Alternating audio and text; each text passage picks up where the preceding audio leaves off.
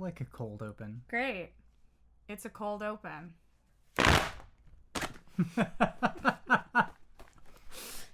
Great.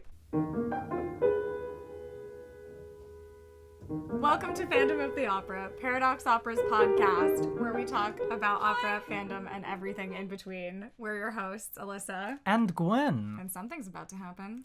Yeah, and that something is apparently that it's not new anymore. Podcast isn't new anymore. It's our 15th episode, and you keep asking me when it's not new anymore. So yeah, it's not new anymore. Well, great. It's July. The podcast has been happening since November?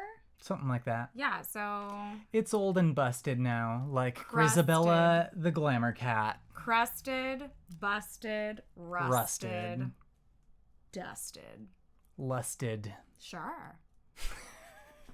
But if you're old and busted, you can't be rusted. I mean, you can. Do you know what that means? You have rust on you? Oh, you don't know what that means. No. It means you got knocked up. Tin roof rusted. It means you got knocked up in the Love Shack. That means you got knocked up? Yeah. Welcome. You're learning now. You're pregnant. That's what it means. Great. Everybody learned today. Did you really not know that? I swear I'm not messing with you. No. I just thought it was 3 synonyms in a row for being like you're crusted, rusted, and busted. Well, yeah, but there's also dusted. Done and dusted. Yeah. Right. And but that's rusted, a different... done and dusted is different from crusted, rusted, and busted. Right. But rusted means you've been knocked up. Since when? Since Love Shack! I am going to Google that at some point. I'm literally showing you right now. But... I am showing you great. Right now. Tin roof rusted is like the rabbit died. It's an old slang term meaning pregnant. The rabbit died? I don't know! Rabbits who are famous for reproducing a lot? Yeah. And therefore being pregnant all the time? I don't make up the slang. If they're dead, they're not breeding like rabbits, are they? Listen. How is the rabbit being dead a euphemism for pregnancy? No idea. Chat. No idea. Chat, I don't understand. This isn't a live episode. I know, but I will still call our listeners chat for the bit. It originated from a 1930s medical procedure called the rabbit test. I hate this. Oh no. Oh no. I don't care for that at all. I don't like where that's going. I'm having a bad time. Yeah, let's just move on. Google it yourself if you want to know the horrors that I just had to read. I don't want to know. I feel like I have to tell you now because I need everyone to suffer with me. No, that could be just for the extras. All because didn't know that tin roof rusted meant a bitch got knocked up in the Love Shack. Genuinely, how would I have known that? I don't know. How did you know that, Miss? I'm too ace for this. Constantly. I sang Love Shack in my high school a cappella group, and we talked about it. I see. Yeah. It says the Love Shack is a little old place where we can get together. Yeah. I didn't think they were having tea parties in there, but I will once again say that Tin Roof Rusted is not word painting. Like, you're not... No one said it was word painting. Yeah, well, nobody said that you said it was word painting. Okay. Good. Great. Fine. Nobody's pregnant. Nobody's pregnant. It's all the rabbits are still alive. They're so alive. I'm so upset. I didn't need to know that. This is possibly the most upsetting This is the worst way to open a podcast. Anyway, we saw Cats. The Jellicle Ball. The Jellicle Ball. Mm-hmm. It was great. For our audio listeners, that really loud sound at the beginning was a fan. Yeah. Clackety clack clack. Clackety clack. Thwarp. I feel like some of our listeners might be gay enough to recognize that sound without seeing it. Yeah. But we know our audience. We know the kinds of people who interact with us. And yeah, you're all a bunch of godless homosexuals. Parentheses, affectionate. Massively affectionate. Yeah. Yeah. But what if they're godful homosexuals? It is too early in the episode to get me going down another Yet another fucking rabbit hole. And full now of rabbits we're alive. back. We're not talking about rabbits. We're talking about cats. Yes. It's about cats, Hal. It's about cats, Hal. If you were ever under any delusions that Cats the Musical was about anything other than cats, out of the horse's mouth, it's about cats. Quote, Andrew Lloyd Webber. This is a story being told by famed director Hal Prince, saying that he had asked Andrew Lloyd Webber, like, so is this a metaphor for, like, politics in the UK or something? And, like, some of the cats are, like, the nobility and the others are just, you know, regular. And Andrew just goes, Hal, it's about cats. And you know what? It really is. It's about cats. But the Jellicle Ball is about the gays. The Jellicle Ball is about joyful faggotry. Parentheses. Massively affectionate. Yeah.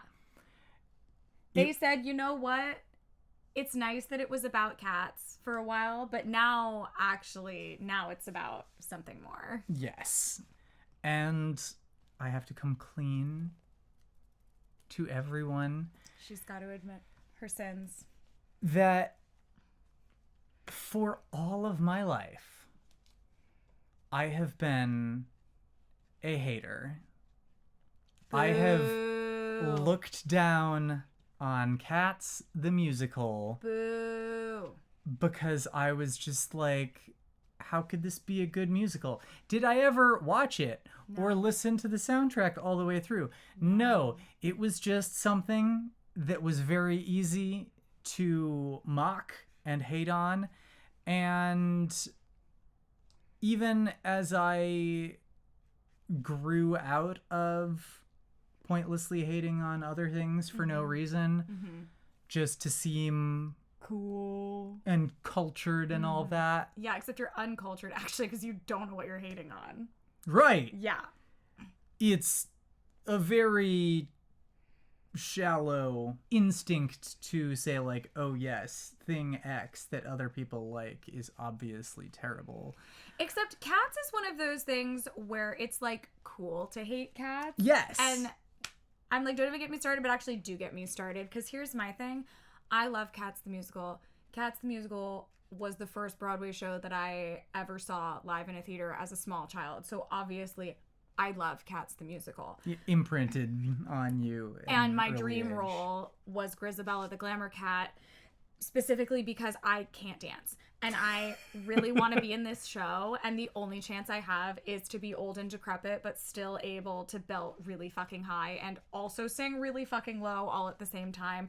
Memory is fucked. Confusingly hard. That's why no one can sing it well, because it's really actually very difficult. It is confusing. But I have always loved this show, and then even into music school and as an adult listening to it again, I was like, wow, this show is fucked, parentheses, affectionate. Yes. Its score is absolutely batshit, and I have such a fondness of it from childhood and a deep musical appreciation for it as an adult. And as we stated, it's about cats. It's not that fucking deep. And so I am of the opinion that if you hate cats, very different from like, it's not my cup of tea. That's fine. But if you hate cats, I think there's something wrong with you. I think there's something wrong with you. Because here's here are the options, okay? One, you hate cats because it's cool, and you have not actually interacted with the piece, and therefore you're a fucking loser who has a shit opinion that's based on a complete lack of knowledge. Like me. Boo. Boo, you whore. Okay, that's number one. Yeah. Option number two is you have seen it, and if you have seen it and you hate it, again, if you're just like, meh, not my cup of tea, that's fine. Not everyone has to like everything, and that's fine, and I'm fine with that. I support having differing opinions. But if it makes you angry enough to hate it, it's about cats. Why do you hate joy? Why do you hate fun and whimsy? What's wrong with you? I think that you need to go to therapy. And that's my opinion about people who hate Cats the musical. Yeah. And I would not have anticipated saying this. I've radicalized her. But I fully agree. Thank you! Cats fucking whips. It is a fantastic, chaotic, whimsical thing. It is so fucking bonkers from moment one. And I say this as someone who has a deep and abiding appreciation for music in the classical tradition of the 20th century that gets a little... It gets weird. Fucked. Yeah. And this feels like if you played for me the Cats Overture and you were like, this is late period Schoenberg, I'd be like, Yeah, huh, I buy it. it's slightly more melodic than I would have expected, but that tracks, kinda. It's so weird. It'd be Berg if it was more melodic. That's fair. Yeah. It's so bizarre and disjointed, but in a really fucking interesting and compelling way. And that it's not just bizarre and disjointed the whole goddamn time. Right. Because if you can say one thing about Andrew Lloyd Webber, it's that he's a bitch who knows how to write a tune. a sticky tune. He also understands how to craft a song in a way that will make the tune stick in your head, because it is just being repeated over and over and over and over and over and over. And yet, generally speaking, in a way that doesn't actually feel tiresome, it just works. I will say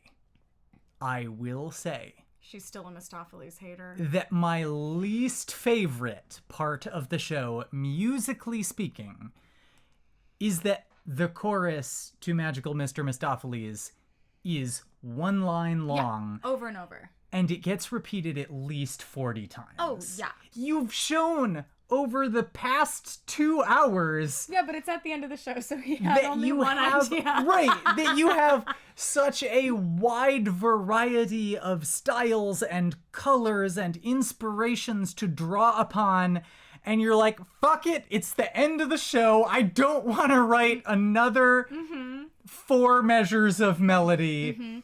But So we're just gonna sing, oh, well, I never was there ever a cat so clever as magical Mr. Mistopheles. 20 more times. okay, hear me out though. Here's my pitch to you of why it's like that, other than he ran out of ideas, which is also, honestly, with a show that long, probable. But what is happening in this song? Musically or dramatically? Dramatically. Okay. What is happening in this song? Dramatically, it's Rum Tum Tugger being like, hey, we gotta rescue old Deuteronomy. And who does it? Mr. Mistopheles. And how does he do it? With magic. It's a spell. Am I wrong? I don't care for that. You don't like me justifying his choices in a really dramatically compelling fashion? Well, because that would imply that the magic was never in Mr. Mistopheles, but with everyone. the friends that we made along the way. Exactly. And if there's one thing that you should know about me, it's that I hate friends and making magic. them. And magic. Yeah. Obviously. She's not whimsical and magical at all. Correct. Viewers who are watching on video seeing the glitter on her face. I'll kill you. I respect your ability to say, here is a potential justification for what is easily the most obnoxious thing in the show. I will agree with you that it is the least musically interesting thing in the show. Yes. I fucking love it. But the big asterisk there is that my understanding of Cats had been that it was just fucking that for like 2 hours. And so I was like, why would you ever do that to yourself? Love yourself enough not to sit through Cats. No, and the real statement is love yourself enough to sit through Love Cats. yourself enough to admit that Cats is banger after banger. And love yourself enough, not sponsored, but please sponsor me, to go the fuck to New York City right now and go and see Cats the Jellicle Ball. Yeah. It will change your life. So, genuinely, we were driving up to New York. And I said, you need to be educated. Correct. And I put the soundtrack on. I said, you need to hear this. One, because I think it's valuable. Two, because I had been told that there was some sound mixing questionableness, which honestly I didn't really experience, which unclear to me. And I'm very particular about sound mixing, honestly. So I was like, there's some little moments here and there where you might lose a lyric or two because everyone's hooting and hollering. Yeah. But not because the sound design is poor. Right. I think that if there's a problem with being able to hear what's going on, it's because everyone in the audience is so fucking hype for what is happening. Yeah. It was truly it was truly the most electrifyingly energetic experiences I've had in live theater. And isn't it amazing? You know, they say at the top of the show, if you're a traditional Broadway going audience, we got to teach you this show works different. Yes. This is not a Broadway show, TM. This is a ball. We engage with the ball. So, like, please engage with the performance and, like, have fun and, like, scream for that. Like, we don't just have to sit with our hands crossed in our lap and golf clap. Mm-hmm. And what a difference that makes for a theater going experience as a whole.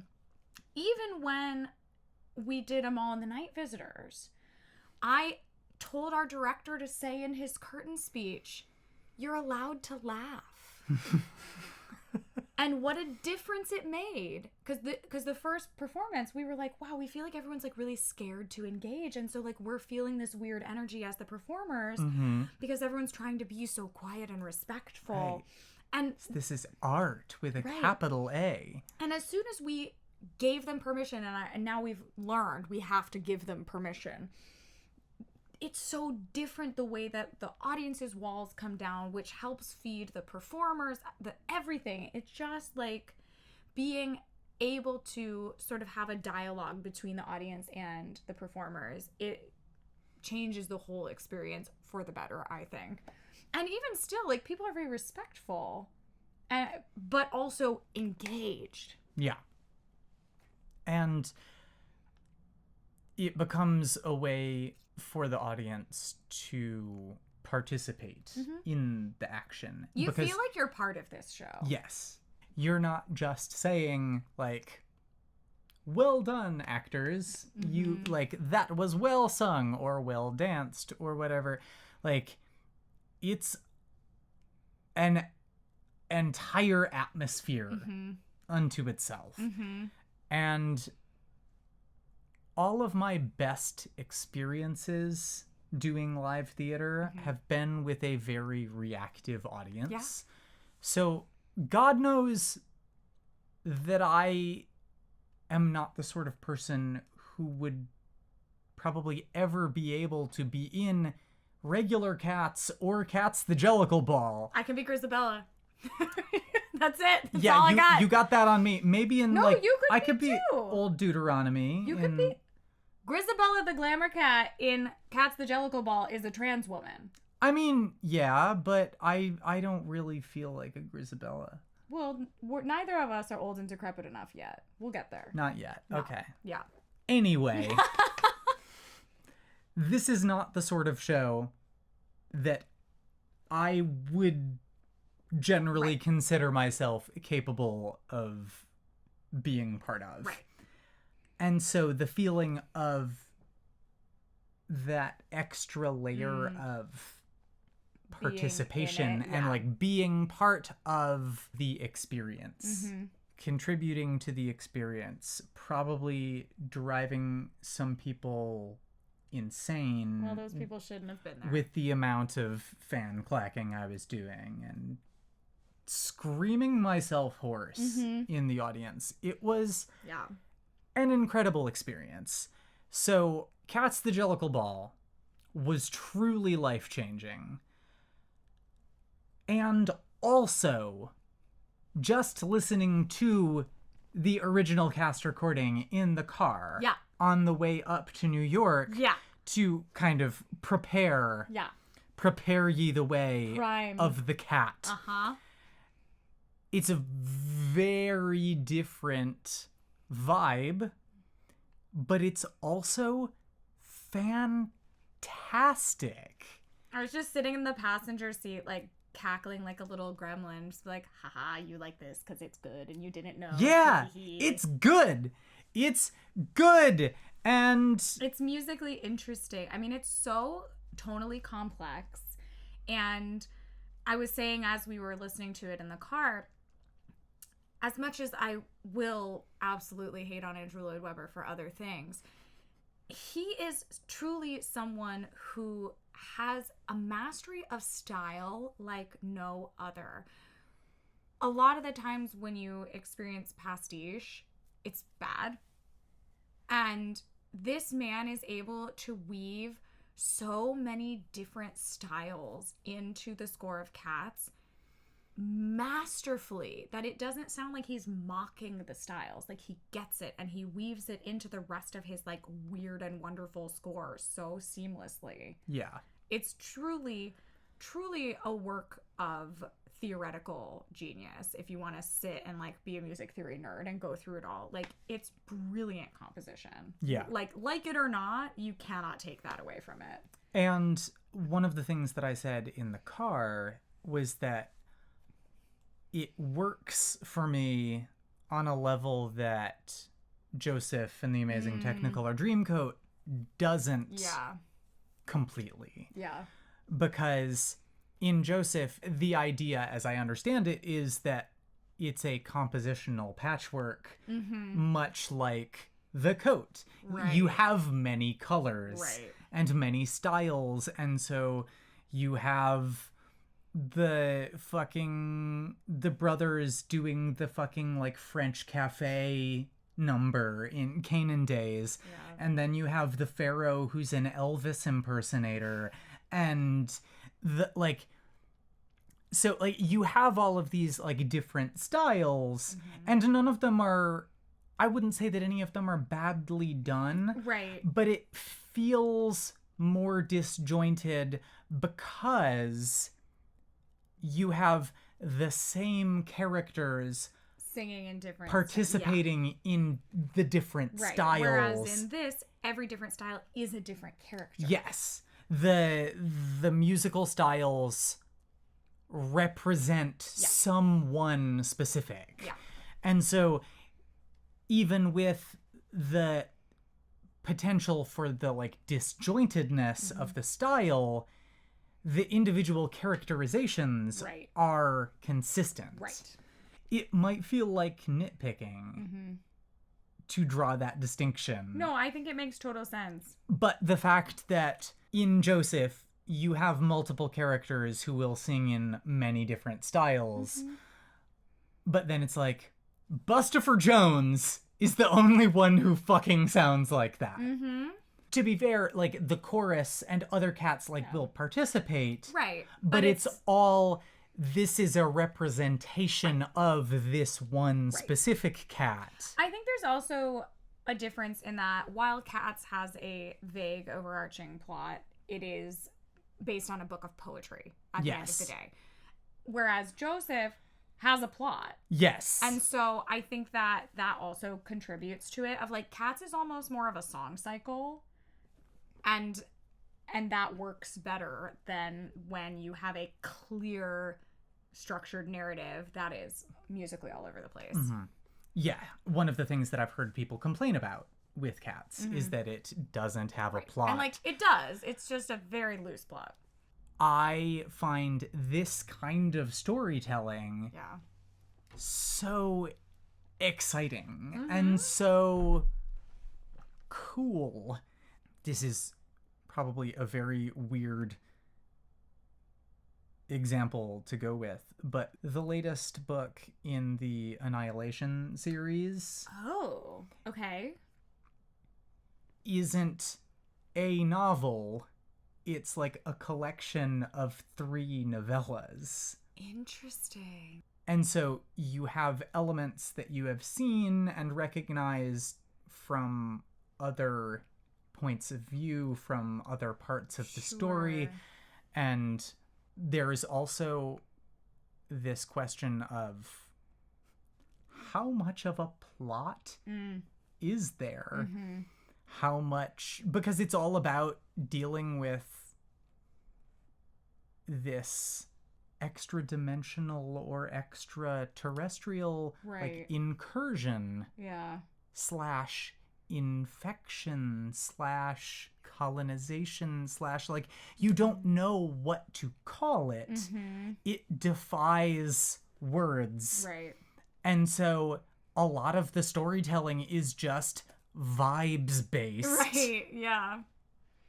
And it feels weird to compare Cats, the musical, to a modern masterpiece of existential cosmic horror, but it tracks. I would say Cats is cosmic horror.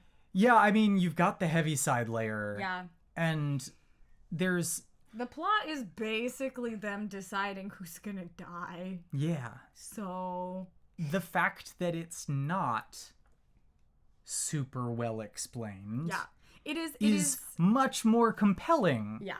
I think. I mean, it is implied that they are going to be reborn. Yes. I mean, and they do say that. Yes. But then, also, after that happens, the ending of the show is literally the whole cast just going, by the way, cats are not dogs, and fuck you. Good night. It's great.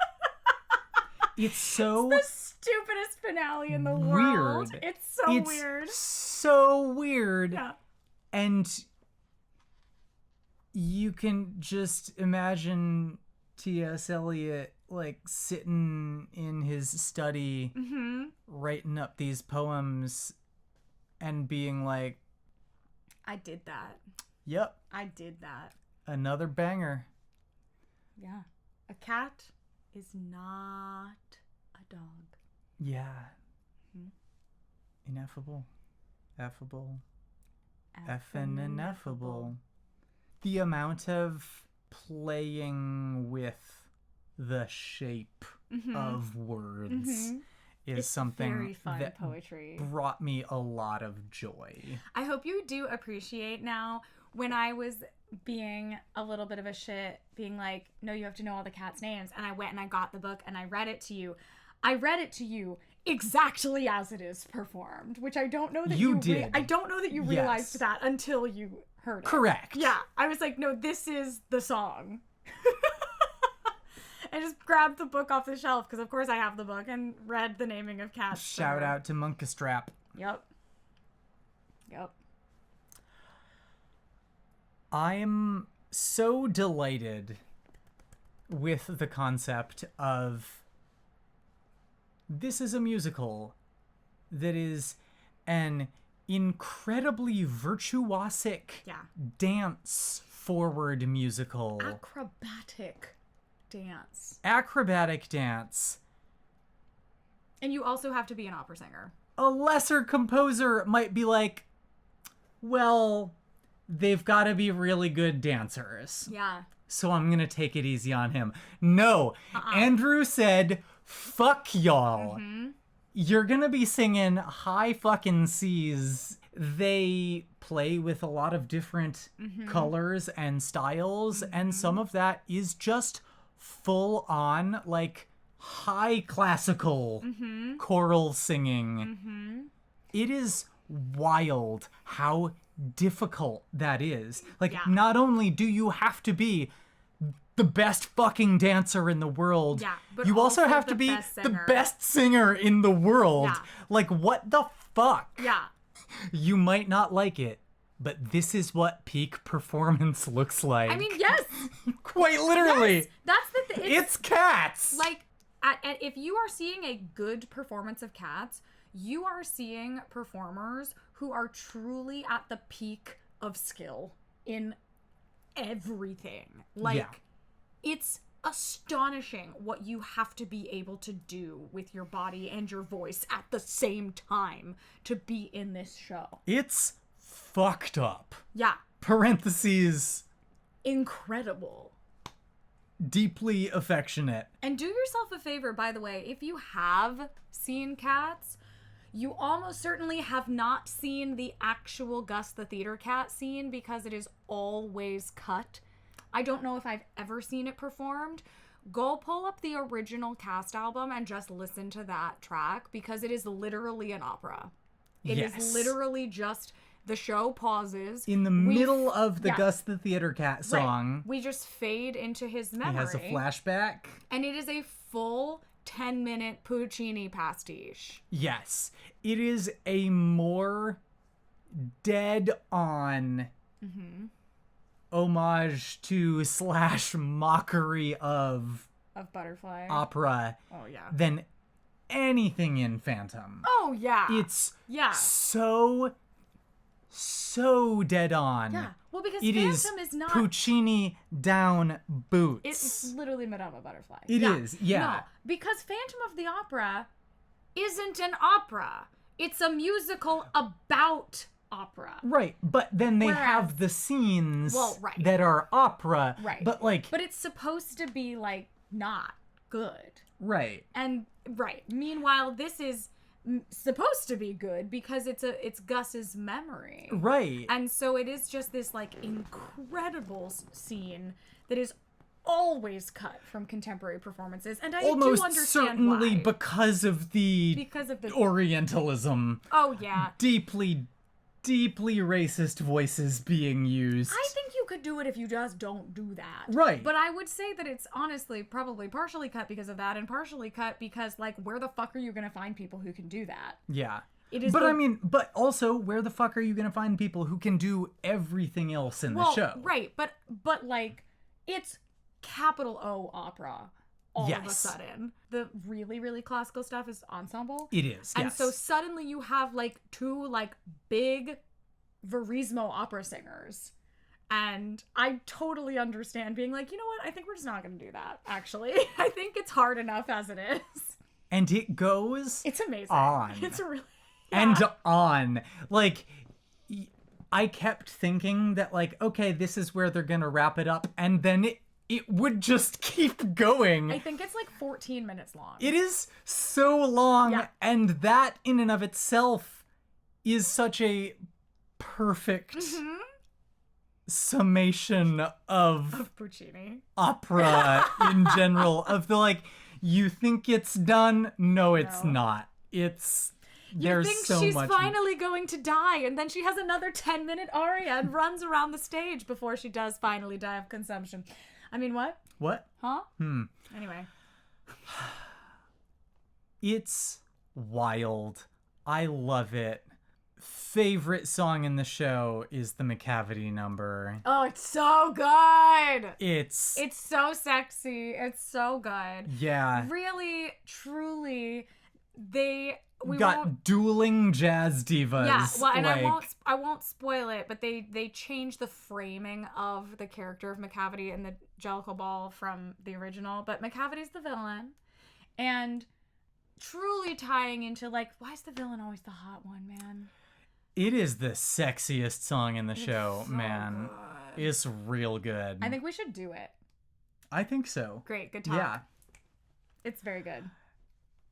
And that was just my experience with listening to the soundtrack in the car. With me being a nerd in the seat next to you. Driving up to New York. Yeah. And me being like, have I been lied to Yes. my entire life? Yes. Yes. Yes, I have. Cats is a goddamn masterpiece. Yes. And then, like, we all know that Cats 2019 is A, a punchline, and B, caused the coronavirus. And C, release the butthole cut. Correct. We all know that it's a massive fucking joke. It's awful. But I had a sudden new appreciation for, like, what the fuck do you mean that this is James Corden? Yes! In the... What you really need to know, since McCavity is your favorite song, is that is sung by Taylor fucking Swift. Wrong. Yeah, exactly. Exactly. On a trapeze. But he's Idris Elba. Yeah. He deserves so much better. Yeah. Yeah. That, Yeah. Yeah. It's a travesty. That movie is a travesty. Yeah. It's very upsetting. Because Cats is a fucking masterpiece, and that movie is trash garbage. Trash garbage. Fuck you mean Jason Derulo is the Rum Tum Tugger. Jason Derulo. the most incredibly high level acrobatic dance show, and they were like, you know who we need for our like sexy male lead is the guy who's a meme for falling down the stairs at the Met Gala. Jason Derulo. Like, also, that's just from some kid on like fucking Vine reading the calendar. You know the original, right? what? Where Jason Derulo came from. So he's reading, right? January, February, March, April, May, Jason Derulo. Well, it comes from him saying his own name in songs. Well, no, but that specifically. Yeah. We'll put it in the goodies. It's a fantastic video. It's very funny. It's because January, February, March, April, May, June, July, August, September, October, November, December. So, right. Yeah, she got it. So Oh, no! Yeah. And so it's a calendar that just has the initials of the months. And so this kid just walks up and just goes, January, February, March, April, May, June, Jason Derulo. It's God so good. Fucking damn it. I'm sorry I've ruined calendars for you forever now. I am never gonna, yeah. It's ruined. It's so funny. We need to invent a new calendar now. I agree. But Because we can't live in a world where the back half of the year is Jason Derulo. God bless his heart. Meanwhile, Cats we 2019 is an absolute disaster. Yeah. I can't wait to, at some point, experience this fucking train wreck for myself. Preferably with mushrooms, because... No, you can't. You can't. You can't. You can't watch Cats 2019 on mushrooms. You'll have a bad time. Bad time. We'll share this article. I assume you know. I feel like I am aware of this, or was aware of this, and that's why I made the reference. You can't do it. You'll have a bad time. It's the funniest article I've ever read. This poor person decided to go see the movie on shrooms and took way too many shrooms. Well, there's your first mistake. Well, they took some and then it like didn't hit, so they took more. Very stupid. Tale as old as time. And their write-up of their experience is the funniest thing I have read. It's just like this person was having the worst trip of their life. And it's a delight for us to get to read. Thank God. We'll share that article because it's so good. Yeah. No, really what you have to do is what we did, which is go see it with a bunch of friends who love cats, who will just sing along and then roast all the bullshit. Hell and yeah. like have a room situation. It's just the right people. You are tearing me apart, Rumple Teaser. Yeah.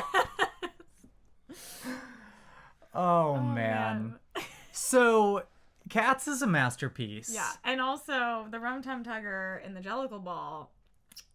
Yes. Chef's kiss. Beautiful specimen. When of we a got human being. to New York, I was already fully sold. Yeah. And I was open to the idea of the Jellicle Ball, because I was like, I think Cats is a stupid idea, but, from what I understand of the musical, I think it could, like, this ballroom interpretation sounds actually pretty cool. She also had no choice but to come with me because I saw the opening number on Good Morning America and cried.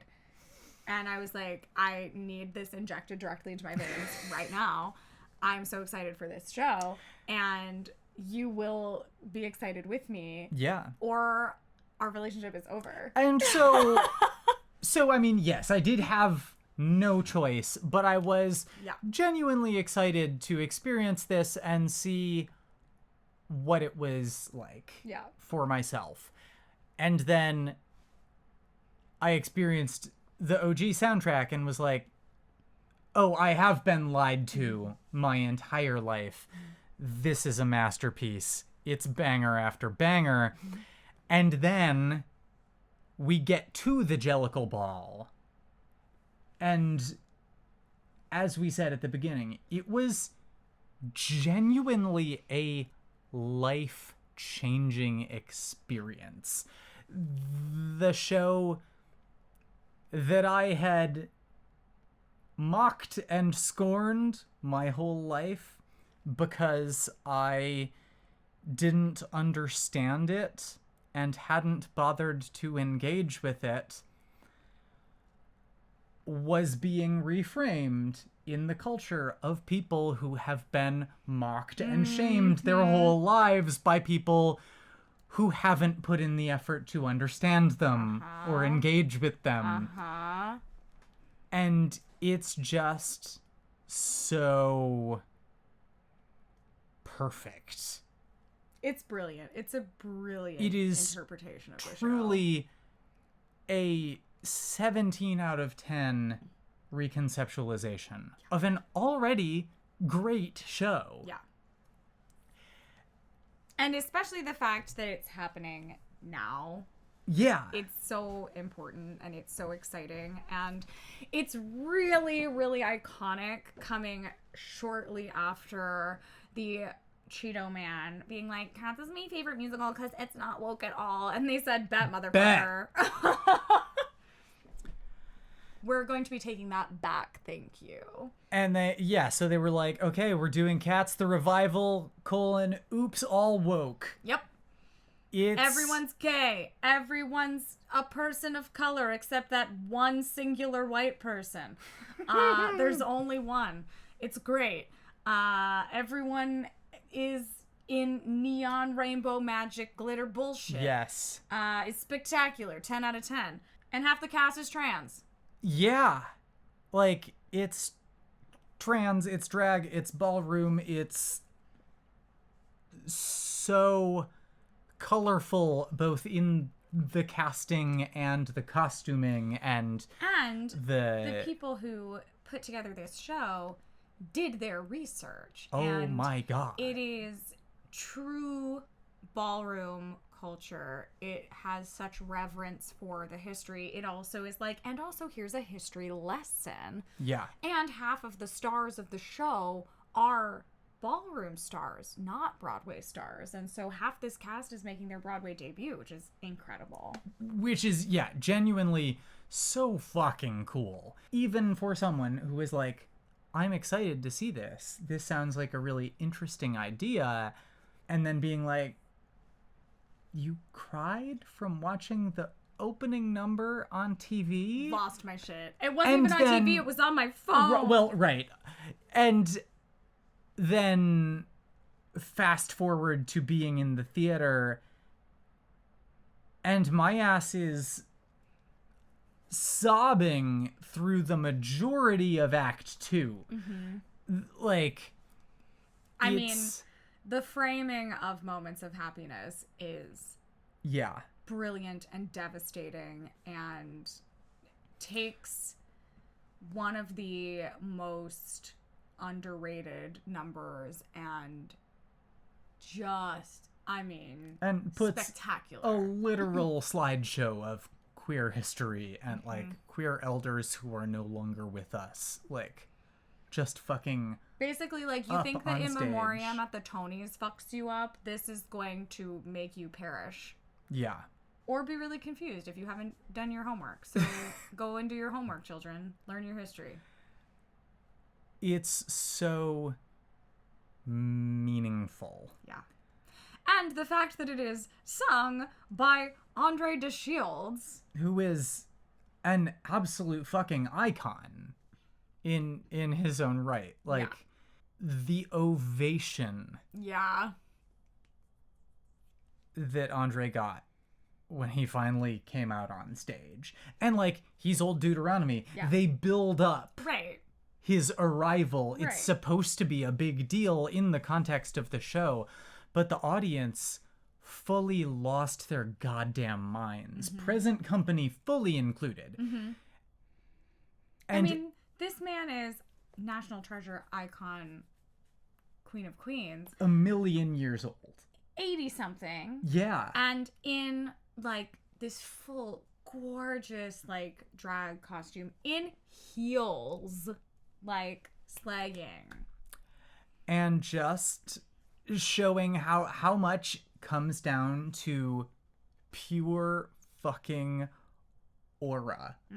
Like, this is a show full of people who are doing flips and death drops and, like, all kinds of crazy bodily acrobatic tricks. And then you have Andre just, like, like, silencing people with a look that aura maxing. Yeah. Like, it was so affecting to get, like, swept up in the energy of the room and feel that build up of, like, oh shit, it's old Deuteronomy. And everybody knows who's cast as old Deuteronomy. And it's like, okay, we've got a fucking Broadway legend, fucking royalty about to set foot on the stage, and the narrative's pumping it up, and the audience is getting hyped up, and, like, finally that curtain parts and everyone loses their goddamn minds. And I think the table parts. Yes. It's very good. It's so fucking cool. And you have Gus the theater cat, played by LaBeija, who is not someone that I was familiar with, but is also icon of a ballroom fucking culture. Legend.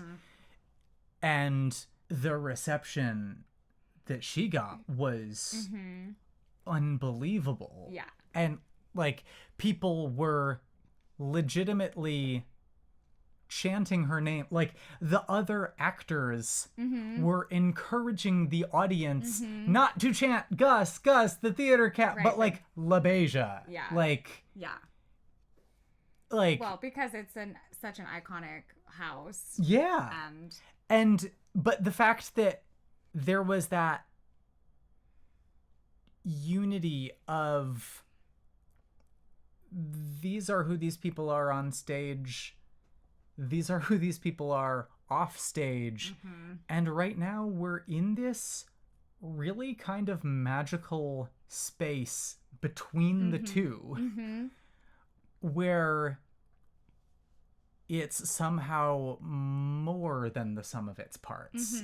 It becomes this thing where it's like a feedback loop of meaning and excitement, and it's genuinely one of the most magical experiences I have ever had in a live theater. Not to mention, as I've said before, like, Grisabella is a trans woman. Yeah.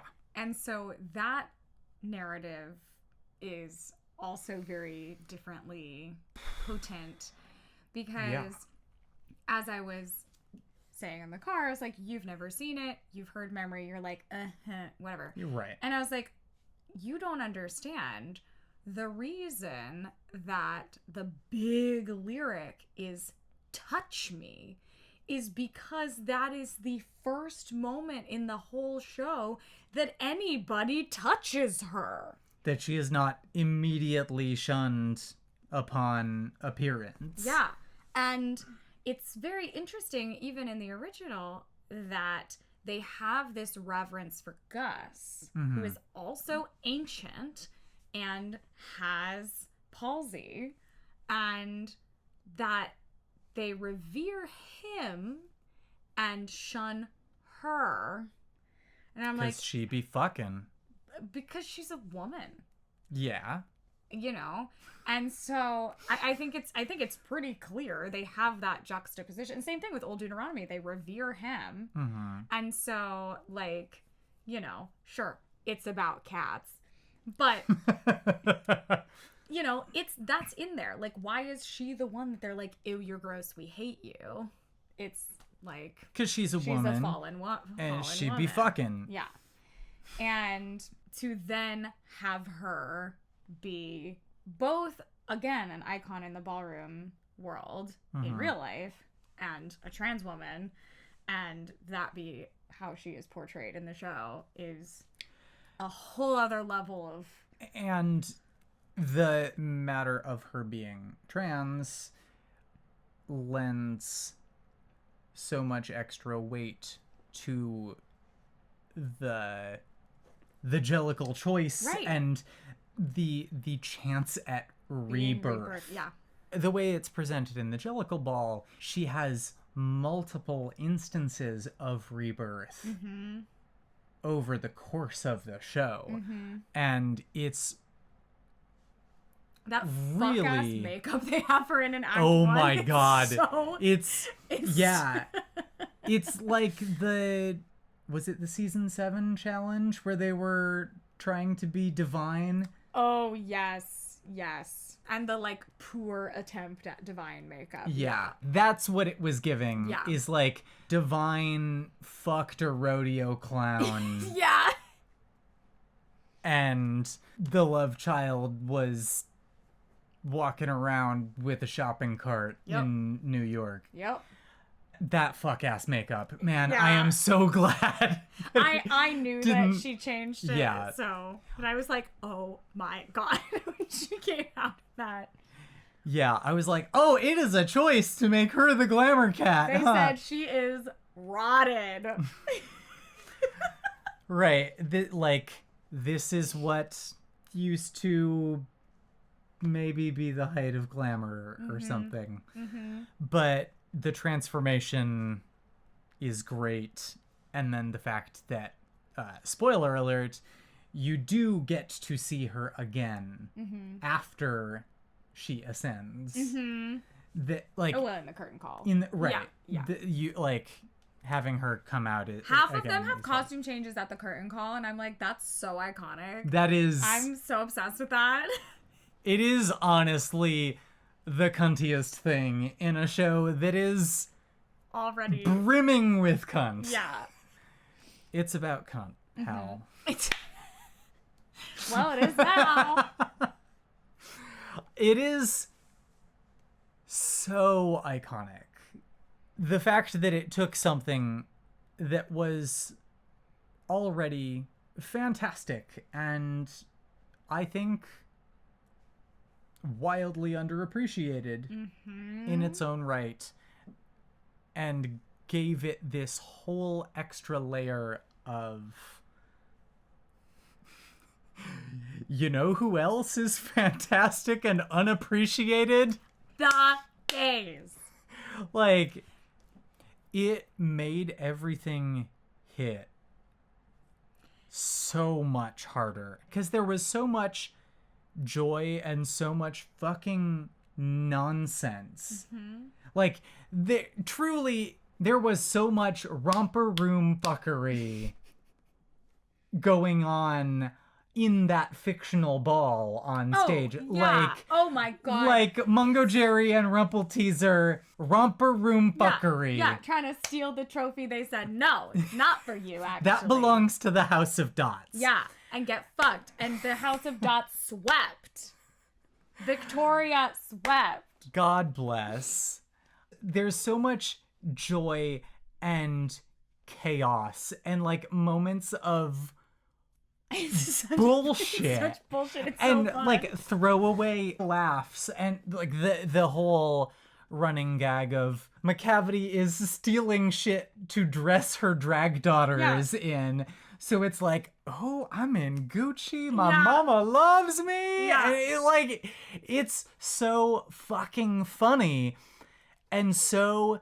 And they're also climbing all over joyful. the theater. Yes. And they are everywhere. So there's also like, so as sometimes she's you stealing will stuff, she's like throwing the bags like up into the boxes. Right.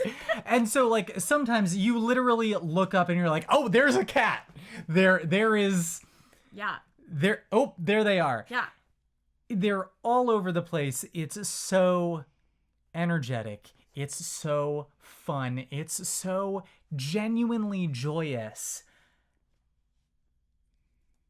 And then when it wants to pull out the emotional weight, You're gonna just die from crying.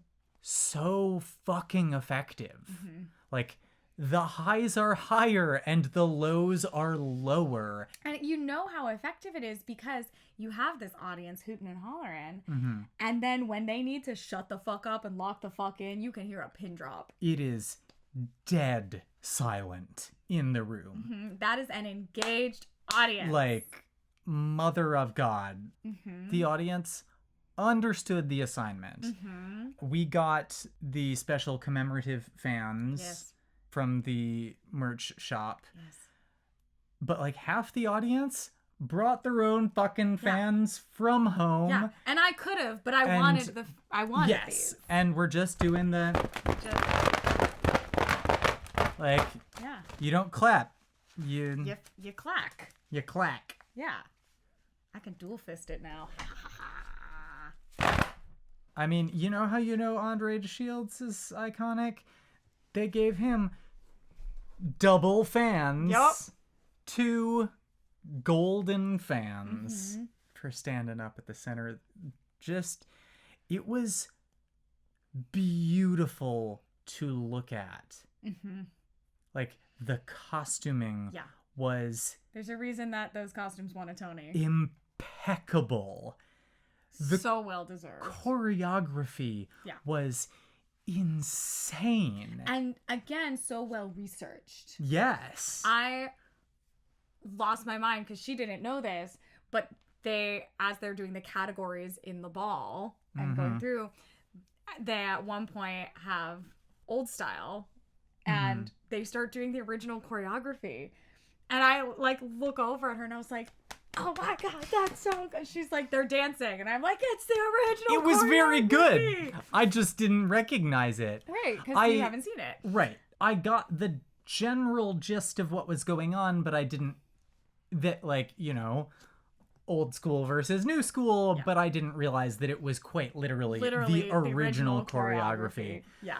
And speaking of original choreography, the framing device is like the show opens with the DJ showing up in the space. Who is played by the original McCavity. And half the time he's just like hanging out in his box and like dancing and like. And also the opening of him, he pulls out a couple of records and holds them up, and the audience is like, "Boo! No, not that record." The audience does like cheer for like because he's holding up some like recognizable records. Sure, we're like, but no, not that then one. And he pulls out the Cats soundtrack, and the audience goes wild. And then he opens it, and it's full of glitter. And that was. It's so good. Like, I already knew I was in for a good time, but that was just like, okay, yeah, let's fucking go. Something so I'm magical. so locked in. There's something so magical about that visual of pulling out the big record and then blowing the glitter off of it. It's just like, It's like, yeah, this is fucking magic. We are leaning into the camp and the glamour and the fun, and it is a celebration of queer joy and queer excellence, and especially like Black queer joy and excellence. Like, there is so much history that everyone involved clearly has so much reverence for. But it's not the kind of reverence that we decry in the opera world. Right. Where it's like, you treat this reverently by like putting it up on a pedestal and not fucking touching it. Right. Well, it's reverence for history rather than the piece. Right. And really platforming this really important history that is not shared enough. Yeah. This is something that like you can show your reverence for the history by participating in this act of joy and this act of like incredible theatrical homage. And I'm not even remotely kidding when I say that I cried my way through most of Act 2. Like, I was wearing my mask in that theater, and it was full of snot. It was damp in there. I was so glad, because one of my friends who also had seen it said the same thing. And I was like, I'm glad it's not just me. That he was like, no, they started playing the first notes of the overture, and I like started tearing up, and I was like, same bestie! I was already done for, like 2 notes into the show. Yeah. Speaking of the overture, by the way, snaps for being music directed and conducted by a woman. Hell yes.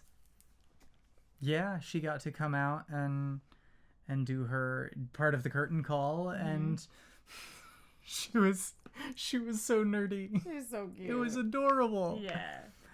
She was just the like, only yeah, white person in the show. I am not a dancer. I'm gonna wave my little stick. Yeah.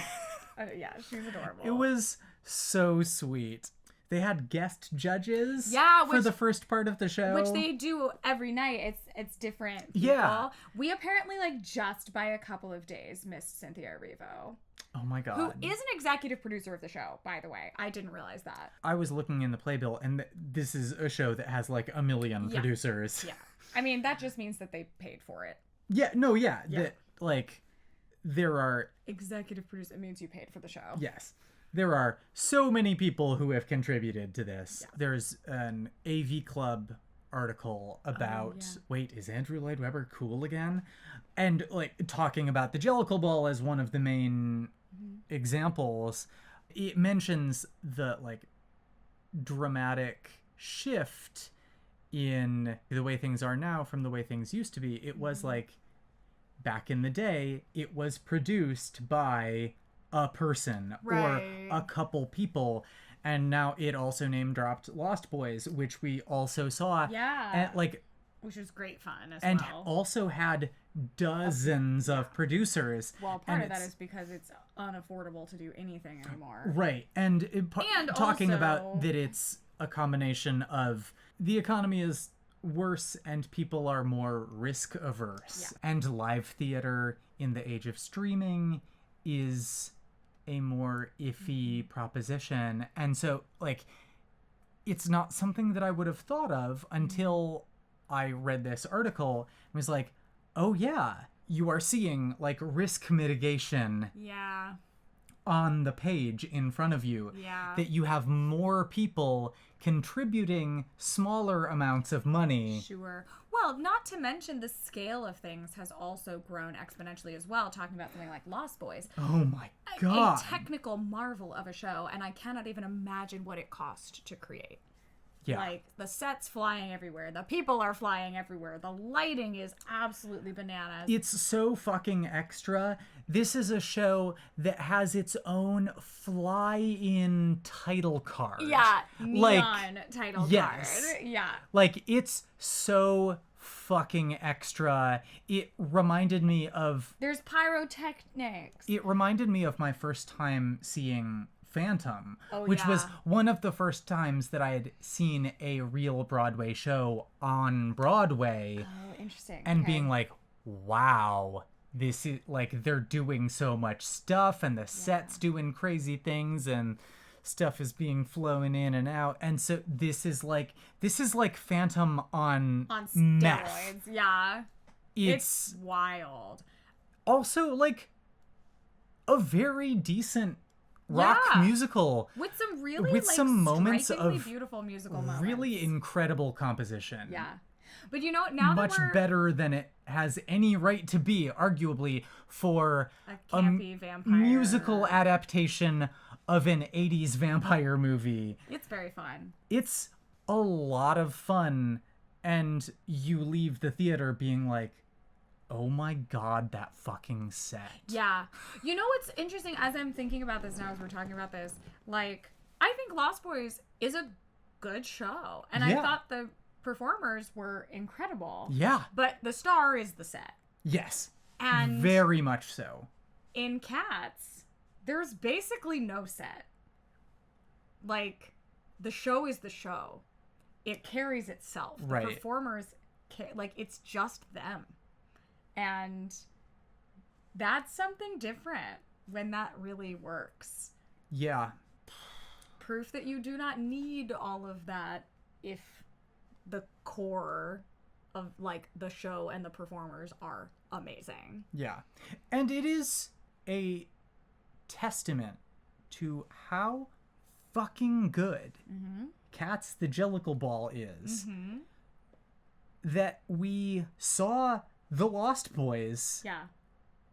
And it was also a genuinely excellent theatrical experience with the most mind-blowing live theater effects I have ever seen. Yeah. Like, genuinely... The design is absolutely mind-bogglingly incredible. Yeah. And we didn't even mention that we had fucking seen this musical until, which also like, starred Shoshana Bean. Yeah. We talked about Cats for over an hour. It's just about Cats. Before we were like, oh yeah, also we saw The Lost Boys, and it was good. Yeah. And it was good. But then there's Cats! But then we saw the Jellicle Ball, and I had a religious experience. I want to go 10 more times. I want to sit in all the different weird seats. I want to go back. Yeah. Yeah. Yeah. Should we go again? I mean, I would love to. I don't know that I can justify it, but I can. Yeah, I don't know what else to say. It was fucking incredible and made me feel so excited to be a performer. Even when I'm seeing something that I can't fucking do. Yeah. Or maybe especially when I'm seeing something that I can't fucking do. Yeah. It's so thrilling to be reminded of the vast variety of kinds of theater that there are out there, and its ability to connect with all kinds of people in all kinds of different ways.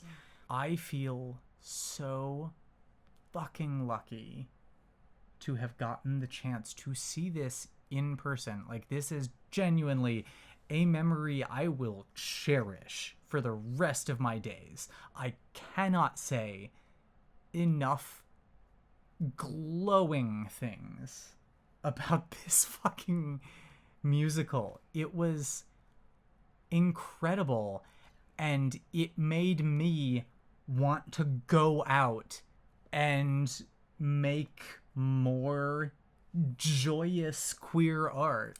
Well, good thing we're doing that. Right? It makes me feel connected to something greater. Yeah. Both as a performer and as a trans woman and as a person who just likes watching cool shit. This was fucking dope, guys. She's got glitter on her face. Chat. It's about cats. It's about cats. And that's all you need to know. Except for the other hour's worth of stuff that we just didn't said. even talk about Skimbleshanks. Skimbleshanks! The fucking MTA cat. Legend. Emma Sophia, Queen of Queens. That fucking wig. Yeah. Iconic. It's incredible. And the fact that she does half of Skimbleshanks the Railway Cat in Spanish. Which, my favorite part of that is, it was her idea. I love it. Almost never does an actor have that much say in a Broadway show. So, huge fan knowing how much collaboration was allowed to happen in this show. Yes.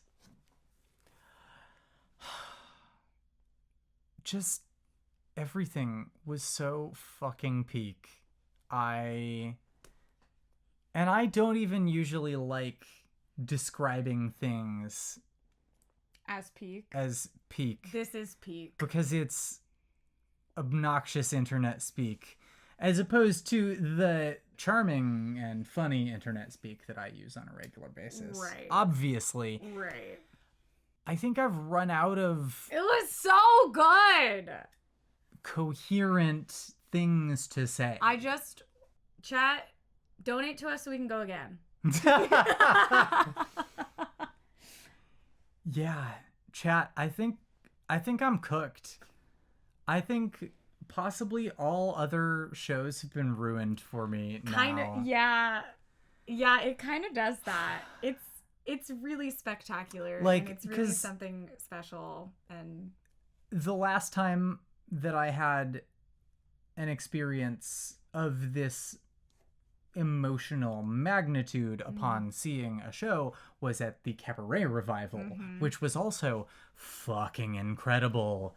Also because Orville Peck's interpretation of the MC is like none other. Yeah. I'm so glad that we went out of our way to see him in that because goddamn. Yeah.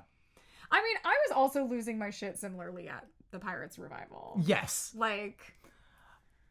Yes. I had a great fucking time at the Pirates revival. I thought it was incredible.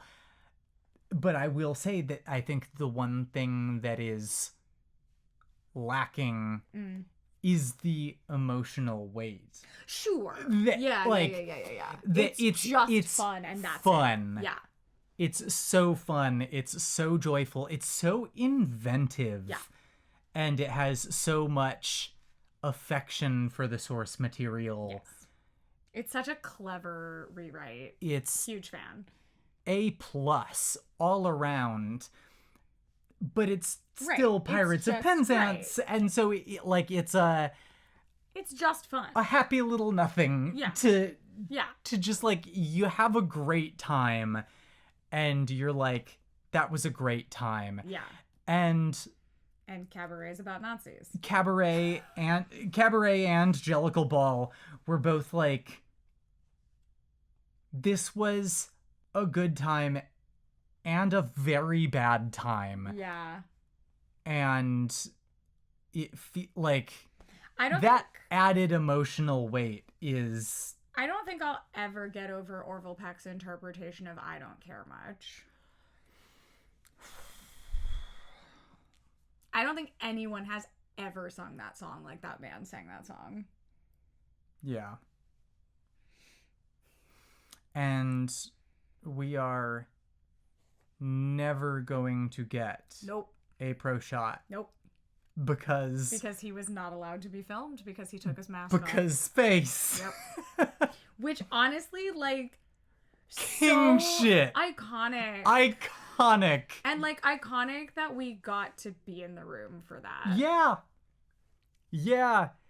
That they were like, this man is famous for wearing a mask all the time. So you will literally take this sticker and put it over... No, they put it. Right.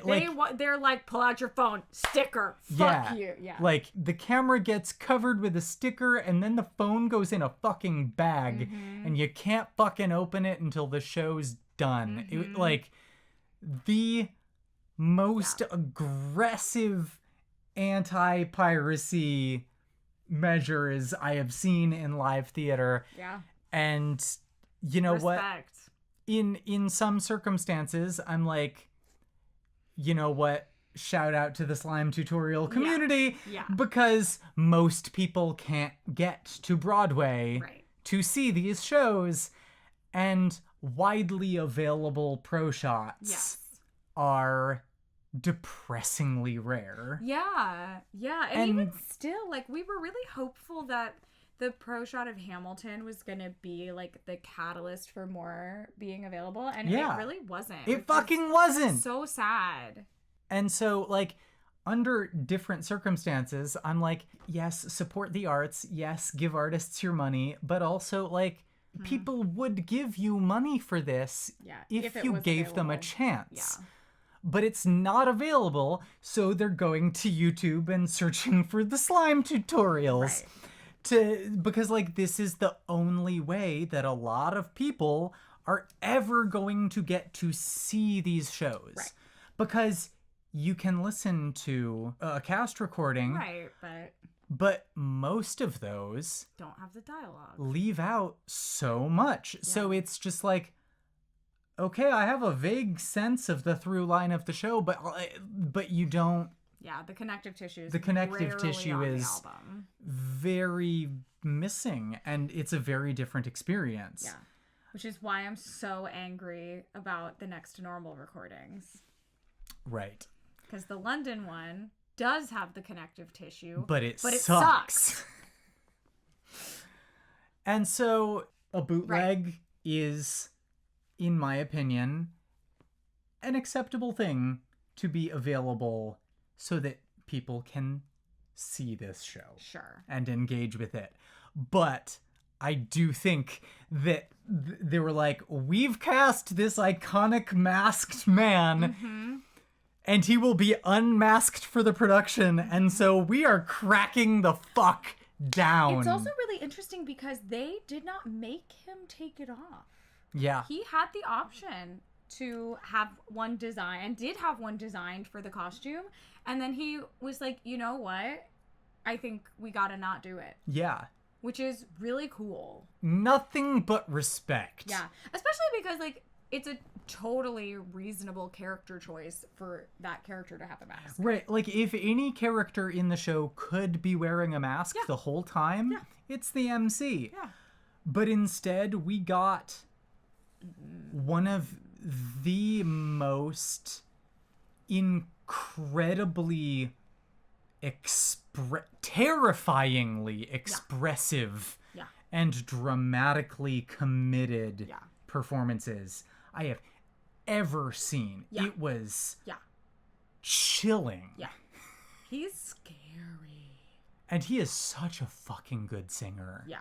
He put his whole Orvussy into it. Sure did. And it ruled. Goddamn, there is no substitute for live theater. And it is...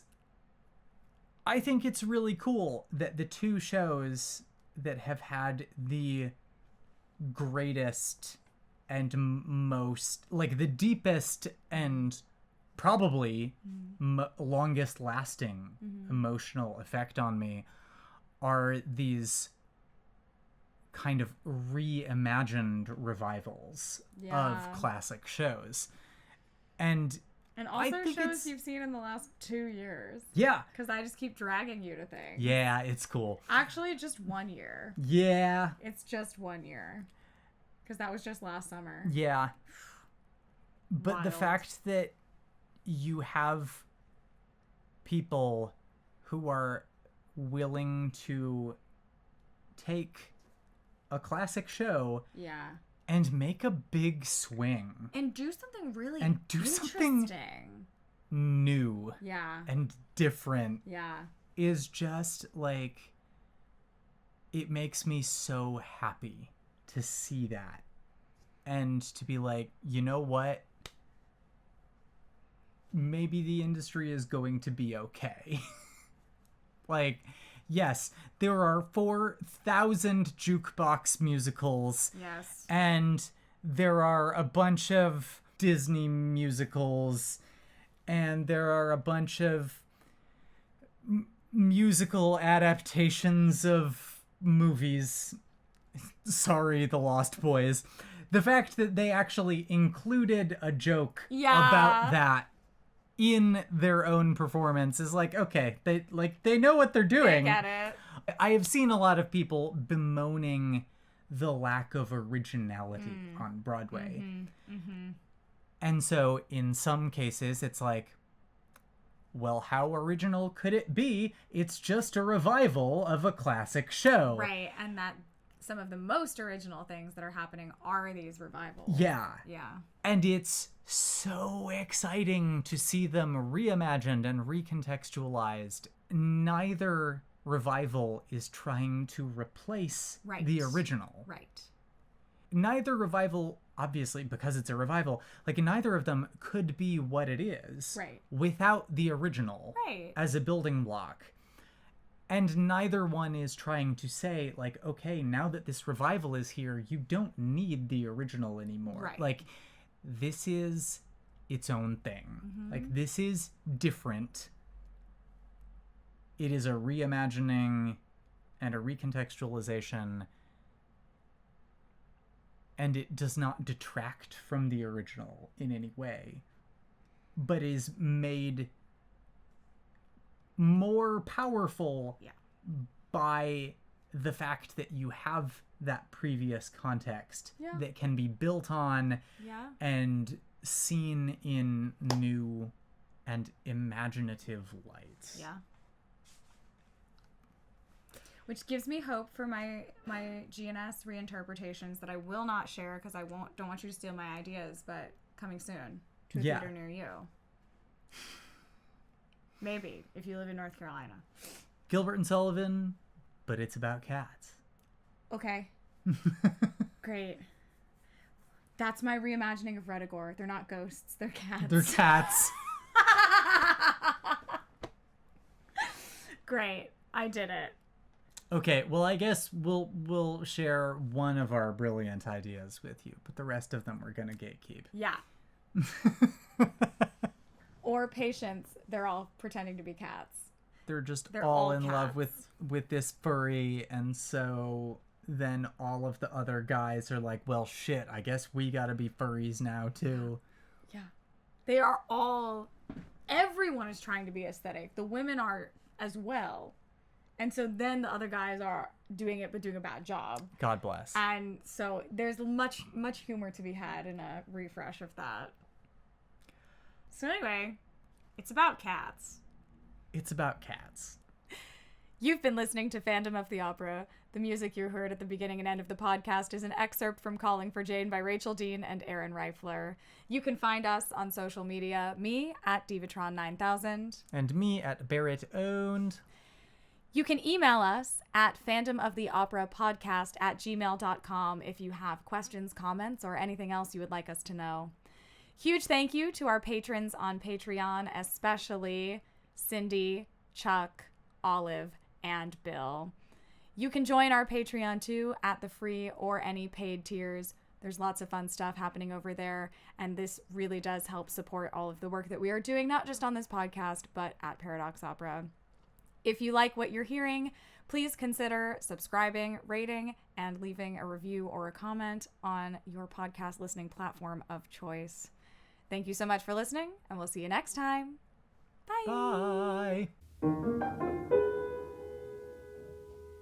Bye.